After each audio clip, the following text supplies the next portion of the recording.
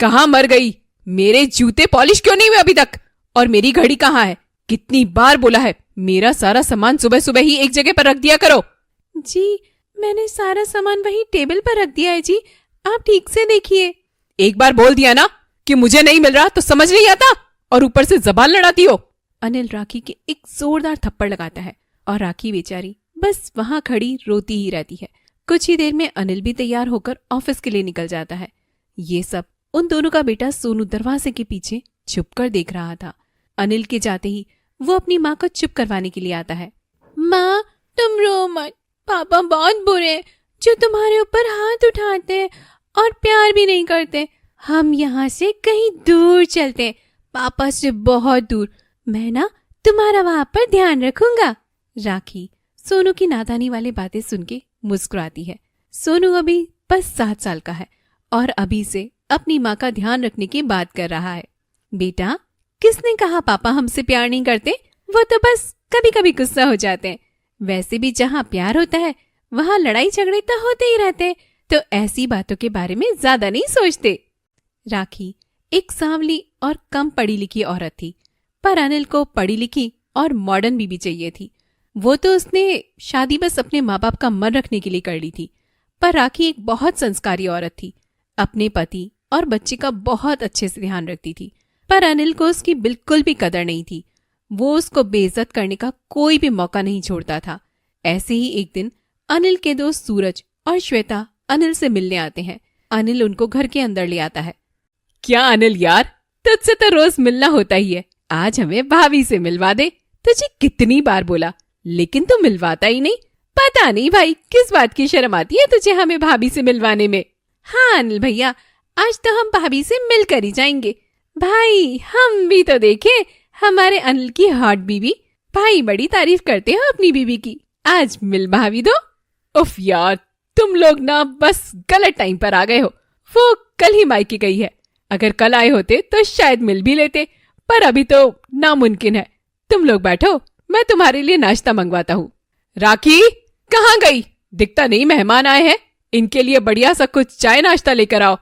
यार ये मेरी नौकरानी भी ना, इसमें बिल्कुल भी दिमाग नहीं है, बिल्कुल बहन जी टाइप है। इतना बोलकर अनिल श्वेता और सूरज के साथ हंसने लगता है। वो ऐसे ही राखी का मजाक बनाकर उनका टाइम पास कर रहा था कि कुछ ही देर में राखी भी नाश्ता लेकर आ जाती है। मैंने कहा था ना, बिल्कुल बहन जी टाइप की नौकरानी है हमारी। बहन जी टाइप की है भैया, तभी तो तुम्हारी बीवी तुम्हें इसके भरोसे छोड़ के गई है। राखी बेचारी कितनी फूटी किस्मत है उसकी, उसका पति दूसरों के साथ मिलकर उसका मजाक बना रहा है। यही सोचते हुए वो श्वेता को कोल्ड ड्रिंक दे रही थी, तभी वो कोल्ड ड्रिंक का ग्लास उसके हाथ से छूट जाता है, जिससे श्वेता के कपड़े गंदे हो जाते हैं और श्वेता आग बबूली हो जाती है। पागल औरत, तुझ में अक्ल नहीं है, मेरी इतनी महंगी ड्रेस खराब कर दी। तेरी औकात भी है इसको खरीदने की? इस ड्रेस में तेरी 3 महीने की सैलरी आ जाएगी। श्वेता तो राखी पर चिल्ला ही रही थी और दूसरी तरफ अनिल को भी राखी पर गुस्सा आ जाता है। श्वेता, ये लोग ऐसे नहीं मानते, इनको इनकी भाषा में ही समझाना पड़ता है। इतना बोलकर अनिल राखी के एक जोरदार थप्पड़ लगा देता है। इन लोगों को बस यही भाषा समझ में आती है, और इनको तो आदत है इन सब की, रोज रोज का हो गया है अब तो। पर अब और नहीं, मैं आज इसका हिसाब कर ही देता हूँ। अनिल राखी का हाथ पकड़ता है और उसे घर से बाहर निकाल देता है। निकल जा यहाँ से, और खबरदार जो मेरे घर की तरफ मुड़कर भी देखा तो मुझसे बुरा कोई नहीं होगा। इतना सुनकर सोनू भी नींद से जाग चुका था और वो ये सब कुछ दरवाजे के पीछे खड़े होकर देख रहा था। माँ, पापा आपके साथ ऐसा नहीं कर सकते। अगर माँ इस घर में नहीं रहेगी तो मैं भी इस घर में नहीं रहूंगा।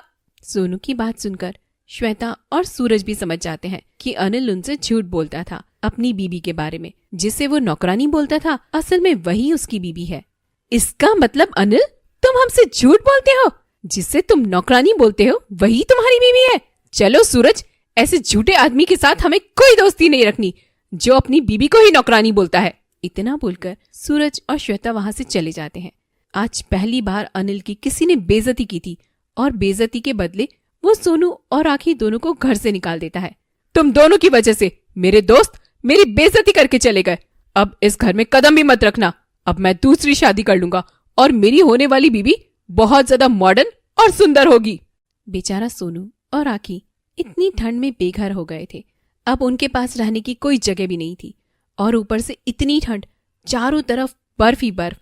दोनों चलते चलते एक जंगल में पहुंचते हैं और सोनू और राखी बेचारे भूख से तड़प रहे थे और एक पेड़ के नीचे बैठकर बर्फ खाने की बात कर रहे थे कि तभी उस पेड़ से बर्फ का खाना बाहर निकलने लगता है।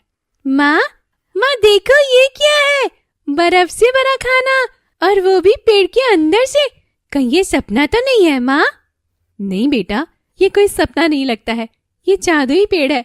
बेटा, भगवान ने हमारी सुन ली, अब हमें भूखा नहीं रहना पड़ेगा। दोस्तों, वो खाना बना जरूर बर्फ से था, पर उसका स्वाद बिल्कुल असली खाने जैसा था। दोनों पेट भर के खाना खाते हैं और राहत की सांस लेते हैं और फिर अपना ठिकाना ढूंढने के लिए निकल जाते हैं।